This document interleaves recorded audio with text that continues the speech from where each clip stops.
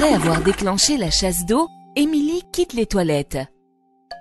Plic, l'une des petites gouttes d'eau qui se trouvait dans le réservoir, est alors entraînée dans les canalisations. Pouah, me voilà bien sale. Et qu'est-ce que ça sent mauvais! Au même moment, dans la rue, il se met à pleuvoir. L'eau ruisselle sur la route et entraîne toutes sortes de pollutions.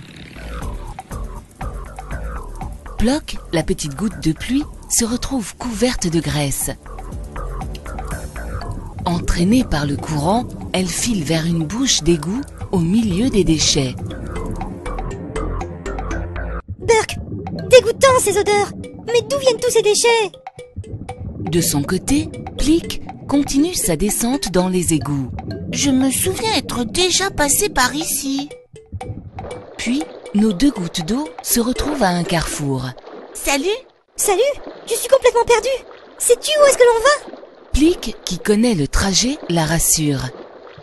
Ne t'inquiète pas, nous nous dirigeons vers une station d'épuration.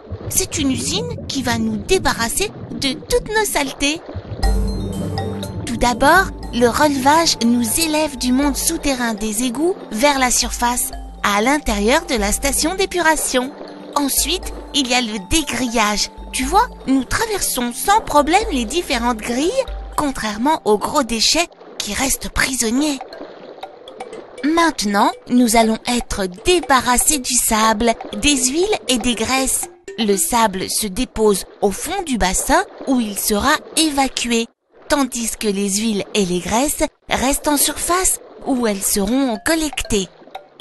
Enfin, notre nettoyage se poursuit dans ce bassin à bulles où des êtres vivants minuscules vont se nourrir de la pollution.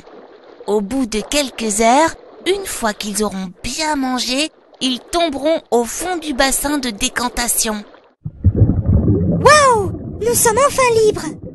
Après toutes ces mésaventures, Plic et Ploc se retrouvent en mer. Oh, mais regarde! Je suis moins propre que toi!